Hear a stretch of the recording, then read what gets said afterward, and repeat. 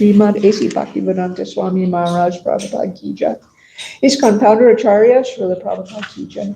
Jayam Vishnupad Paramahamsa Parivraja Acharya Astottara Shata Shri Srimad Bhaktisiddhanta Saraswati Goswami Maharaj Prabhupada Ki Jai. Jayam Vishnupad Srila Gaur Kishore Das Babaji Maharaj Ki Jai. Jayam Vishnupad Srila Satchidananda Bhaktivinoda Thakur Ki Jai. Jayam Vishnupad Vaishnava Sarvabhuma Srila Jagannath Das Babaji Maharaj Ki Jai. Jai Shri Rupa Sanata Bhatta Raghunatha Jiva Gopala Bhatta Das Raghunath Sahib Goswami Prabhu Ki Jai.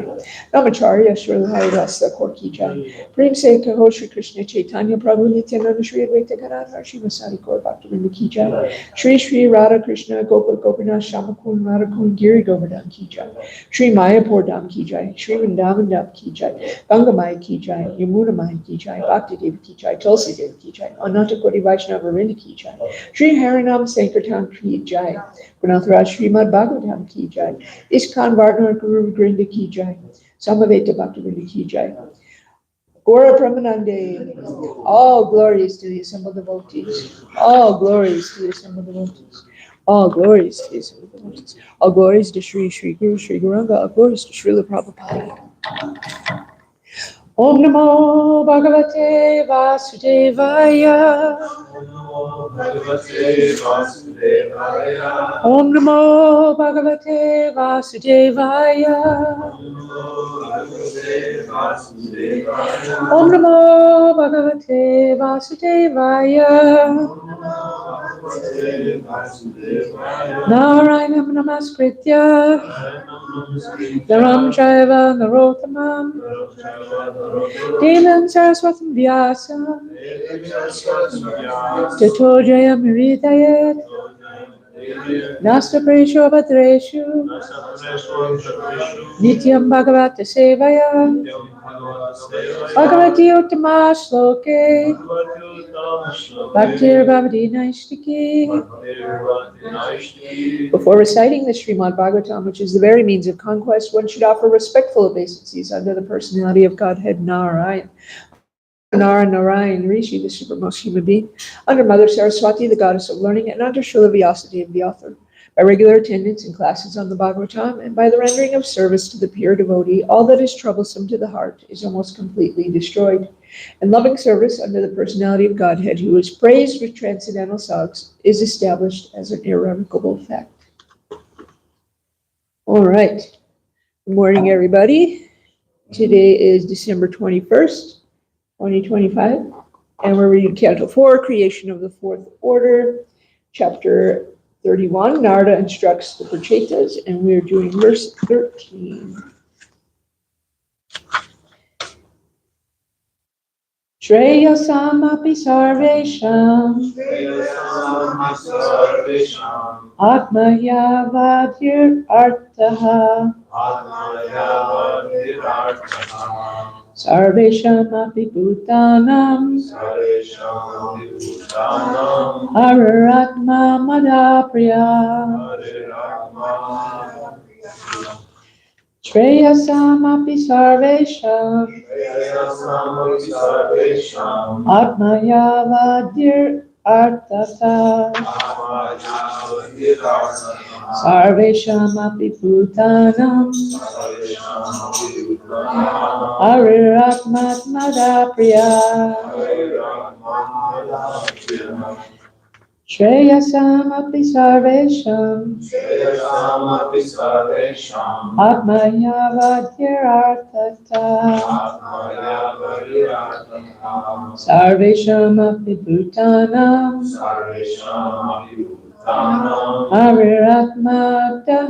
hariratmatmada priya.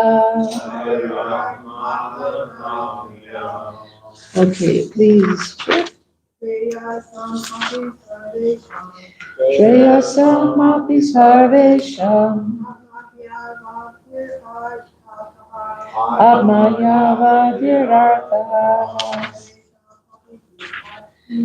sarvesham api bhutanam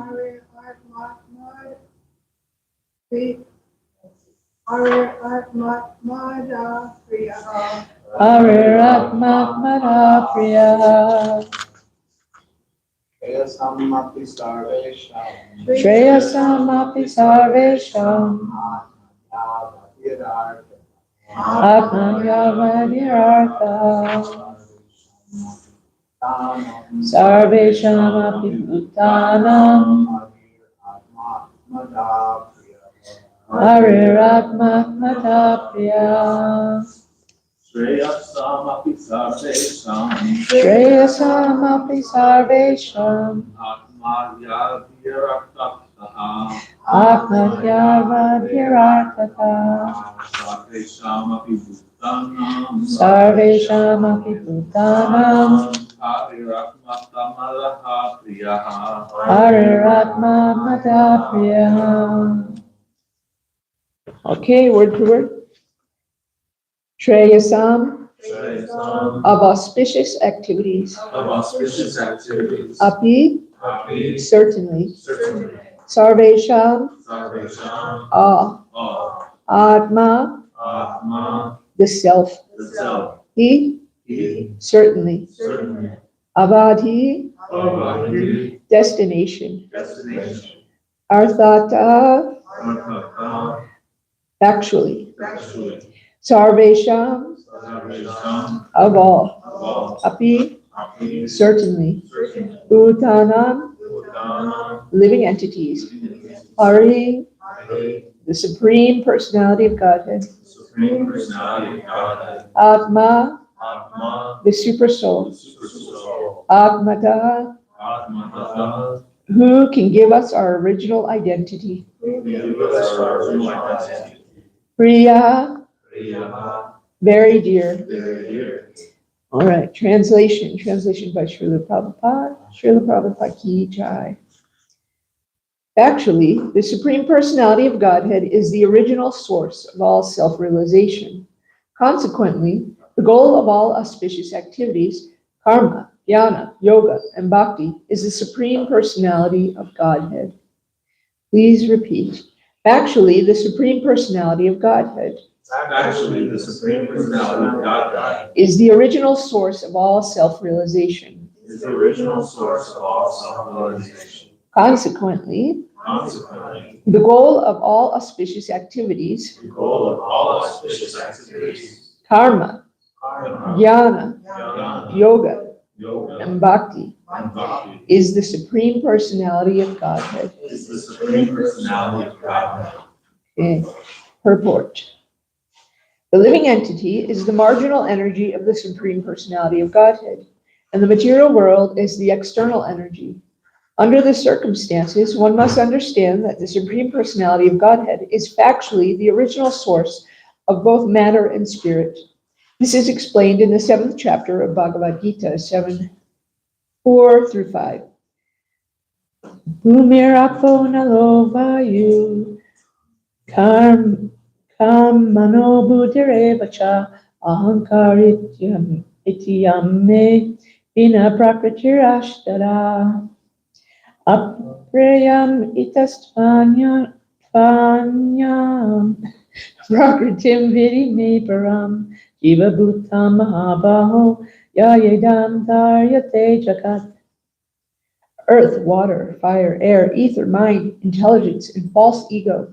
Altogether, these 8 comprise my separated material energies.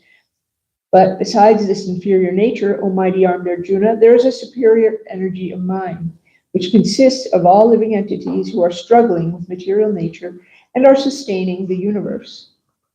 The entire cosmic manifestation is but a combination of matter and spirit. The spiritual part is the living entity, and these living entities are described as prakriti, or energy. The living entity is never described as Purusha, the Supreme Person. Therefore, to identify the living entity with the Supreme Lord is simply ignorance. The living entity is the marginal potency of the Supreme Lord, although there is factually no difference between the energy and the energetic. The duty of the living entity is to understand his real identity. When he does, Krishna gives him all the facilities to come to the platform of devotional service. That is the perfection of life. This is indicated in the Vedic Upanishad. Yamavesha Vernutitena Labhyas Tasyasya Atma Vivnurtitanum Svam. Lord Krishna confirms this in Bhagavad Gita 10:10. Esham satata yuktanam bhajatam pratipurvakam dadami buddhi yogam tam yanamam upayanti te. Those who are constantly devoted and worship me with love, I give the understanding by which they can come to me. The conclusion is that one must come to the platform of Bhakti Yoga, even though one may begin with Karma Yoga, Dhyana Yoga, or Astanga Yoga. Unless one comes to the platform of Bhakti Yoga, self-realization or realization of the absolute truth cannot be achieved. Om Jnana Brahma Saganandana Shalakaya Chakshara Militam Yena Tasmai Shri Gurave Namaha Shri Chaitanya Manobhistam Stapitam Yena Bhutale Swayam Rupa Kadamayam Dadati Swapakandikam Vandeham Shri Guru Shri Yuta Padakamalam Shri Guru Vaishnavamscha Shri Rupam Sagrajata Saradana Raganatham Vitam Tam Sajivam Savadetam Savatutam Parijana Sahitam Krishna Chaitanya Devam Shri Radha Krishna Sahagana Lalita Shri Vishakam Hey Krishna Karuna Sindhu Dina Bandhu Jagapate Gopesha Gopeka Kanta Radha Kanta Namastite Tapta Kanchana Gourangi Radhe Vrindavaneshwari Vishabhanu Sutadevi Pranamami Haripriya Vanchakopa Tarubhyascha Kripa Sindhu Bhevacha Patitanam Pavanebhyo Vaishnavibhyo Namo Namaha Shri Krishna Chaitanya Prabhu Nityananda Shri Advaita Gadadhar Shri Vasari Gaur Bhaktivinoda Hare Krishna Krishna Krishna Hare Hare Hare Rama Rama Rama Hare Hare Namaste Jivananda Dasya Charni Prabhupada Malabar Sivana Jnana Transam Pramanam Bhaskita Manam Jnana Hare Krishna. All right. So who remembers who's speaking right now? Do you guys remember? No. What? Yeah, it's Narada. Yeah. Because Narada's he's instructing the Prachetas. That's the name of the chapter, and so here we are hearing his instructions, which we've been hearing for the last week or so, I think. So. Huh? Yeah, Narada Muni. Yeah, no, it is Narada Muni. So Narada Muni is instructing the Prachetas, and this verse kind of sums up what we were talking about in the last week, and that is that the goal of all spiritual practice is the Supreme Lord. That's what the goal should be. And today's society, that's not usually the goal for so many people that are practicing spiritual pursuits, right? Most of the goals are some combination of profit, adoration, fame, distinction, or girls, right? So many guys that I see, they really want to hear, from a pretty girl, oh, you're so spiritual, right? With the hope that they will then kind of get that girl to go home with them, right? And so we see this in so many spiritual organizations. I mean, so much so that like cults are known across the board for preying on people financially, sexually, for everything, right? There's so many cults. That's kind of the trope, right? Is that you sign over everything you have, and then you know maybe engage into a physical relationship with the leader, right? I mean, I've seen so many different cults that fall into this category, but it's not relegated just simply to cults, because even mainstream religions and religious leaders kind of fall into this category. This made me kind of immediately think of there was a Christian preacher. He has one of those mega churches, and Kenneth Copeland. Have you guys heard of him? He's so he gave an interview. I don't remember how long ago, but basically the reporter was asking him why it was necessary that he had a private jet. You know, why does he need to? You know, he's taking millions of dollars from his parishioners, many of whom are you know, quite poor, right? And then he's buying himself, you know, lavish homes, jets, all these things. And so she asked him, why is it that, you know, it's necessary for you to have a private jet? And he said that he didn't want to fly in a commercial airline with all those demons, right? Meeting the common folk, right? And so when the reporter then questioned him about that, he tried to kind of maneuver out of the fact that he had said that and called his parishioners basically demons, you know. And so, you know, he's obviously using his position for profit, adoration, fame, and distinction, right? And then there's so many others. I mean, there's just so many other. I mean, every day it seems like you hear of another scandal, and it's not just Christians, but every religious group has had some kind of scandalous leader, and usually preying on people for, you know, sexually and financially. And so this is something that just keeps going on. And that's because their goal isn't to serve Krishna, right? And so they're kind of forgetting what the goal is. And in our literatures, it's often said that these methods, you know, talking about, in particular, I was thinking about Ashtanga yoga. I remember talking with somebody in the Krishna Cove, and I had quoted Srila Prabhupada saying that basically these methods are impossible in this day and age, and that you know, they're impractical and impossible to make any kind of progress with. And this man sort of like was arguing with me. It's not impossible. You know, I'm practicing it, and you know, saying that he was doing it. But at the same time, this man, you know, he said he was practicing Ashtanga yoga, but at the same time, he was having illicit sex. He was taking intoxication, and in order to properly do those methods, you have to abstain from those things, right? And so, and then also the goal is sometimes lost, right? For most people, their goal is to, you know, merge into the light, right? Or to get liberation, or in the most mundane sense, you know, their goal is just fitness. What was that? Become God, exactly, right? And so these are the goals that people have, none of which are actually serving the Supreme Lord, right? And so there's so many cheating gurus, that's what Srila Prabhupada calls them, cheating gurus, that will say, oh yes, you can progress in this way, and And really, the person ends up just becoming cheated. They're not understanding what is the supreme goal of life, nor are they attaining it, right? So Srila Prabhupada has said this. There are some nice quotes from the 5th canto.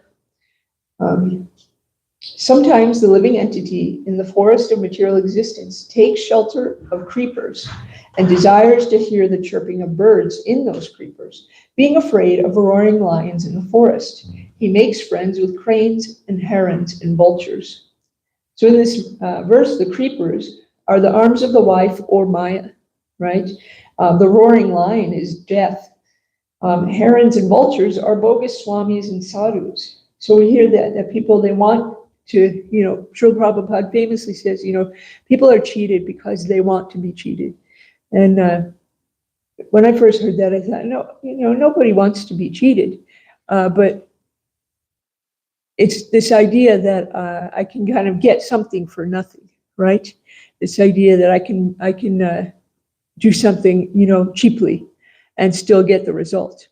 And we know this doesn't work in construction, right? There's so many stories about, I think a couple of years ago, there was all these buildings in Florida that were just like collapsing, these apartment buildings, right? And they found out after investigating them that when they constructed them, they were not following the laws and the standards that they should have been following. And this later caused the building to collapse. So, I mean, the same with spiritual life. If we're not constructing our spiritual life out of these the proper solid materials, then eventually it's just going to collapse, right? So Srila Prabhupada continues in the next verse. Being cheated by them, the living entity in the forest of the material world tries to give up the association of these so-called yogis, swamis, and incarnations and come to the association of real devotees. But due to misfortune, he cannot follow the instructions of the spiritual master or advanced devotees. Therefore, he gives up their company and again returns to the association of monkeys who are simply interested in sense gratification and women. He derives great satisfaction by associating with sense gratifiers and enjoying sex and intoxication. And in this way, he spoils his life simply by indulging in sex and intoxication. Looking into the faces of other sense gratifiers, he becomes forgetful and thus approaches death. Right? And so, sometimes when I see kind of the mainstream yoga crowd, they have this kind of delusion that they're making some kind of spiritual progress, but really they're just gratifying their senses, right? They're not making any tangible progress. And sometimes they even think it's, they say, oh, what you're doing, that's just so restrictive, right? It's so restrictive. Why are you limiting yourself? Without understanding that actually, and there's a reason why sometimes we refer to like the 4 regulative principles of freedom, we call them that, right? That's because those things is what keeps us attached, right? That intoxication, that illicit sex, the meat eating, the gambling, that keeps us attached to the material world, that keeps us attached to our idea that we are the body, right? And so when we rise above that, it's actually freeing. But for so many people, they think, oh, you're just limiting yourself. If you were really spiritually realized, these things wouldn't affect you, right? This is a common attitude that I've seen. But really, it's that attitude that is keeping them kind of stuck. It's like a dog chasing its tail. It's not getting anywhere, right? Okay. So, and then Srila Prabhupada tells us that if you want to be cheated, he will send us a cheating guru. So he says, of course, to search out a guru is very nice, but if you want a cheap guru, or if you want to be cheated, then you will find many cheating gurus. But if you are sincere, you will find a sincere guru. Because people want everything very cheaply, they are cheated. We ask our students to refrain from illicit sex, meat eating, gambling, and intoxication. And people think this is all very difficult. a botheration. But if someone else says, you may do whatever nonsense you like, simply take my mantra, then people will like him. The point is that people want to be cheated, and therefore cheaters come. No one wants to undergo any austerity. Human life is meant for austerity, but no one is prepared to undergo austerity. Consequently, cheaters come and say, no austerity, whatever you like, you do. Simply pay me, and I'll give you some mantra, and you'll become God in 6 months. All this is going on. If you want to be cheated like this, the cheaters will come. Millions have been cheated because they want to be cheated. God is omniscient. He can understand your desires. He is within your heart. And if you want to be cheated, God sends you a cheater. So this isn't just regulated to Eastern religion either. I mean, those big mega churches that I was talking about in the beginning, I mean, they do the same thing. They're right. They preach, it's called the gospel of prosperity, right? And it says, if you send me, $10,000, well, then God will send you, 10 times that much, right? And I've seen this, and I just think like how preposterous, And so that person giving that money is doing so out of ignorance, right? And out of desire to have some material prosperity. And oftentimes it's people that cannot even afford their basic necessities, right? And meanwhile, the person that's asking them to give that money, they're not using it for the proper things. They're not using that to glorify God. They give a little bit of lip service and kind of give this appearance of a spiritual person. Meanwhile, they're going home to their, big mansions and, enjoying so many nice vacations. And so they're all being cheated. So that's because, again, they don't know what the duty of a living entity, which is to understand our true position, right? And our true position is not to serve ourselves, but to serve God. So last night I was working the cash register in the restaurant, and these two young Mormon boys came in, and I thought it was a little odd, because usually they come and if Tamal Hari is here, right, he talks to them, and so they had just come on their own. I thought maybe they were having a meeting with somebody, but they had just come on their own to eat dinner, and they were very nice. And I said, oh, are you guys from here? They said no. They were told me where they were from, and we chatted for a little bit. And I said, oh, what brings you here? Even though I knew, they said, oh, well, we're on a mission trip, and we're trying to help others, and I don't think they said glorify the Lord, but like to help others, learn about God or something like that. He says something to that effect. And I don't know, I just thought that was really sweet. And I know these boys kind of do this at that age. That's what the Mormon boys do. They go out on these mission trips. But they're truly trying to help educate others about God, right? And they're taking time out of their youth to do that. And so they're trying their best to bring people closer to Krishna, right? Except for they call him God. So now this also made me think in contrast about the Christians that have been harassing us when we go out on Harinam, right? Or when we're, distributing books at the university. There's these Christians that kind of will harass us so much to the point where they are saying bad things about Krishna, right? And they're not glorifying their own practice, are they? They're not saying, oh, how great God is. No, they're not saying how great Jesus is. They're sitting there and trying to say negative things about our practice and say negative things about Krishna. And they're not, and by doing that, they're not serving God, because if they were serving God, they would be glorifying God. They would be glorifying Jesus. But they're not. Instead, they're trying to take us down a peg, right?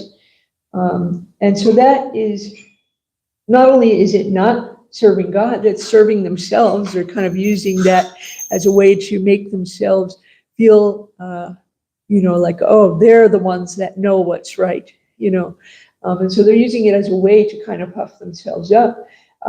But they're actually doing the opposite of what they're purporting to want to do, right? They're driving people away. And I know for me, if I had no religious affiliation, but I saw one group, attacking the other group, and the other group's just sitting there glorifying the Lord, I would realize, oh, you know what? These people that are just sitting there glorifying the Lord, they must know what's going on. Whereas these people that are attacking them obviously have nothing important to say, right? Because they're taking the time that they should be using to praise the Lord and using it to hurt others. Yeah. So I heard about this, and they were chanting, Krishna is dead. Yeah. And I thought, well, they're chanting Krishna, so that's Krishna's trick on them, Yeah, that's great. I didn't think of it in that way. Yeah, I mean, for sure. So, I mean, at least they're saying the name of Krishna. Right. Yeah. And the other thing I find so disturbing about that is if they, would take a minute to understand our position, they would realize that we believe there's one Supreme Lord, and they believe there's one Supreme Lord. So doesn't it make sense that we're both worshiping the same Lord? So when you denigrate our Lord, you are also denigrating your own. And then this doesn't even fit in with what's actually taught by Jesus, right? What was actually taught by Jesus boiled down in the most basic sense to two very important things: love the Lord and love thy neighbor, right? It doesn't say love thy neighbor only if they're Christian, right? It doesn't say that. Or love thy neighbor as long as they're, the same race as you, or as long as they're not gay, or as long as they're whatever it is, as long as they're rich. No, it doesn't say that. It says love thy neighbor. And so when I see other groups acting against what they say to be teaching, but they're not practicing it, and they're using it as a weapon to hurt others, that is very off-putting, and it's very off-putting to most people that I've talked to, right? So they're mocking the devotees, and they're mocking God Himself, and so Krishna tells us, in the Bhagavad Gita, verse 1866, right? Abandon all varieties of religion and just surrender unto me. And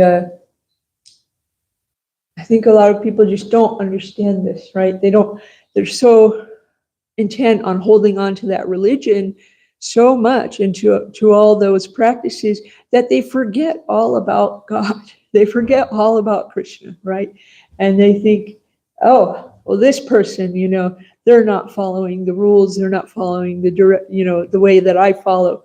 And they're totally forgetting the fact that this is all about glorifying the Lord, right? We should be surrendering unto the Lord. So Krishna also says that He will help people who are sincere. He will give them the knowledge by which they can come to Him. And so this just made me think, how can Krishna tell us how to come to Him if we're not listening, right? If we're so busy, we're just so busy, picking out the differences in one another that we're not hearing the Lord, right? And if you're too busy weaponizing this faith, then we can't hear the Lord. And this doesn't pertain just to the Christians, but to us too, right? I've seen some great devotees in our movement getting in very public arguments about things that aren't helping bring people closer to Krishna, right? And so I think if we are able to if we're able to think of this one thing before we have an argument with another devotee or another group of people of a different faith, if we can think to ourselves, will this bring me and this other person closer to Krishna? And if it is, if you think yes, it will, then go ahead and do it. But if you think no, probably not, then probably don't do it, right? Because, I think about if someone new comes and you're immediately telling them, oh, don't do this, don't do that, don't do this, don't do that, right? It's very off-putting, right? Is that going to help them come closer? No, that's probably going to make them think, wow, there's a whole lot of rules. Maybe I should, look elsewhere, So, this idea, this is no small idea, to really realize that everything that we're practicing is also that we can serve the Supreme Lord. And when we lose sight of this, we end up getting into a very bad place. And then we're in danger too of puffing ourselves up and thinking, oh yes, I'm so great. And next thing you know, you might be starting to think, oh, maybe I am Krishna. And so this made me think of the story of King Paundraka. Do you guys know that story? Yeah. Yeah. I mean, what a silly, this story always made me laugh so much. So he's a king, and of course, he surrounded himself with a bunch of yes men, a bunch of sycophants that are just like saying, oh yes, you're so glorious, you're so wonderful. And he starts to think, oh yeah, I am so glorious, I am so wonderful. And so he starts to actually think, you know what, maybe I am Vishnu, right? Maybe I am. And so much so that, he ends up dressing up. And he even had a pretend Srivats mark. He had a pretend conch, lotus, chakra, everything. And just it's hilarious to me. And so he's telling everybody, yes, oh yes, I'm Vishnu. And then the part that makes me laugh the most is that he decides to write a letter. He writes a letter to Krishna and says, I hear you're pretending to be me. And so you need to give up. You need to give up your conch. You need to give up your chakra because you're just a pretender. And so, could you imagine and this is what happens, right? When we become so focused on glorifying ourselves, right? We lose our intelligence, right? And we just become completely deluded and bewildered. And so, of course, does anybody remember what happened? I think he actually said Krishna was he, but first he challenged. Yeah, and then he Krishna told him, yeah, I'll pick up my chakra. and how did he do that? Right, cut his head off. So, and this is the bewilderment that can happen when we're not remembering that actually the Supreme Lord is the goal. So the Supreme Lord is the whole reason we're doing all these different things, right? We're getting up every day. And so it can be easy sometimes to forget that, even though okay, yes, my mouth's moving, I'm saying the words, but I'm not internalizing it, right? I'm just kind of going through the motions. And that can be very easy to forget that the goal is Krishna, right? The goal isn't liberation. Although that would be nice, right? That would be nice to be unencumbered by the material energy. But that is not the goal, right? The goal is not to merge. The goal is not to become Krishna. right? The goal is to serve Krishna in some way. And if we remember that, and we remember that that's also the goal, is to help others to serve Krishna, right? And if we can remember that one thing, I think the relations that we will have with one another can be much more peaceful, right? Because I think I've seen so many devotees get in these arguments, where they end up having bad feelings towards one another, and then the argument didn't even help, right? The argument didn't help you come closer to Krishna, and they didn't help the other person come closer to Krishna. So if we remember that Krishna is the goal in all of our dealings, if we remember that, then we're going to be in a much better position.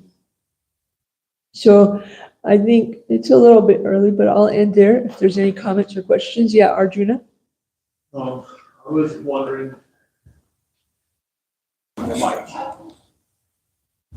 I definitely don't want to, before I even say this, say that I'm outside of this category or independent of this. I see this in myself all the time. Oh, you defended the devotee. Oh, you've offended me. But when in reality, if we You wouldn't be offended. Yeah. Is Krishna, or at least is a devotee of Krishna. So we take these things personally, and then it doesn't get anywhere. It doesn't solve anything with the Christians on campus or anything like that. Whereas I was thinking about, when you were talking about that pastime I love of my guru Jivananda, when he was at the Rath Yatra, and there was a guy talking bad about he's fighting devotees, and he just opened his arms and said, "You need a hug." And it just ended right there. Because he didn't think, "Oh, I'm so offended by this." He saw a spirit soul suffering and said, "You need a hug." And that's why I try to remember that pastime and be more like that. Yeah, no, that's a great point, right? Because, when we do get offended at this, of course, we shouldn't, think it's okay if someone's, saying terrible things about Krishna.